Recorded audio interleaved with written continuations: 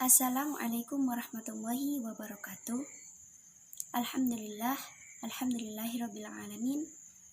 Ismahuli an u'arifa nafsi, ismi Hanifa, raqam daftar qayyid at-talib T 2019-2151. Ana min syu'bati ta'limil lughal arabiyyah fil Jami'ah al-Islamiyah al-Hukumiyah Jember. Huna ana fi hadhil fursa ana ashrahu lakum jami'an min yata'allaqu bi strategi pembelajaran maharah al-kitabah di tingkat madrasah ibtidaiyah. Di sini kita akan mempelajari 3 sub pembahasan. Yang pertama yakni apa yang dinamakan strategi pembelajaran itu sendiri. Yang kedua, strategi pembelajaran maharah kitabah itu sendiri bagaimana. Dan yang ketiga, tujuan strategi pembelajaran maharah al-kitabah di tingkat MI atau madrasah ibtidaiyah. Yang pertama, yang dinamakan strategi pembelajaran itu sendiri merupakan cara-cara yang akan dipilih dan digunakan oleh seorang pengajar untuk menyampaikan materi pembelajaran sehingga akan memudahkan peserta didik menerima dan memahami materi pembelajaran yang pada akhirnya tujuan pembelajaran dapat dikuasai di akhir kegiatan belajar. Yang kedua, pembelajaran Alkitabah atau menulis. Menulis itu sendiri adalah salah satu keterampilan penting dalam pembelajaran bahasa Arab. Jika berbicara merupakan sarana untuk berkomunikasi aktif dengan orang lain sehingga ia dapat mengungkapkan perasaan dan pemikirannya, dan juga membaca merupakan alat yang digunakan orang untuk mengetahui sesuatu yang terjadi pada masa-masa sebelumnya. Maka menulis merupakan suatu aktivitas untuk mengaktualisasikan kemampuan diri dan spesialisasi keilmuan kepada publik. Karena dari hasil tulisannya, baik berupa buku maupun sekedar naskah opini dan makalah singkat, pembaca dapat mengetahui kualitas keilmuan yang ia miliki dari spesialisasi keilmuannya. Ada 4 hal pokok dalam pelajaran menulis. Yang pertama yaitu keterampilan sebelum menulis huruf Arab. Pada tahap ini, peserta didik dilatih cara memegang pena dan meletakkan buku di depannya. Demikian juga, mereka harus belajar memantapkan cara menggaris seperti kemiringannya. Yang kedua, yaitu menulis kata-kata dengan huruf-huruf yang benar. Yang ketiga, menyusun susunan kalimat berbahasa Arab yang dapat dipahami.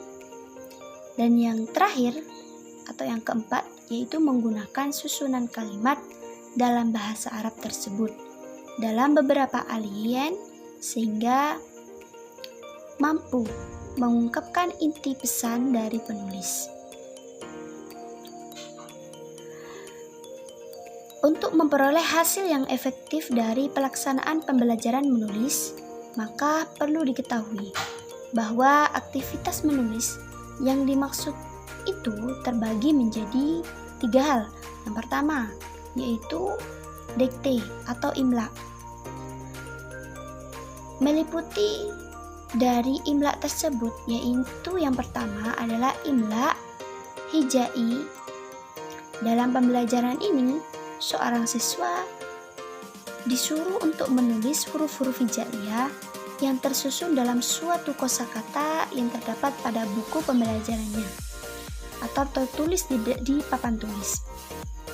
Dan akan lebih baiknya jika ketika ditulis di papan tulis dengan menggunakan kapur atau ditulis dengan spidol,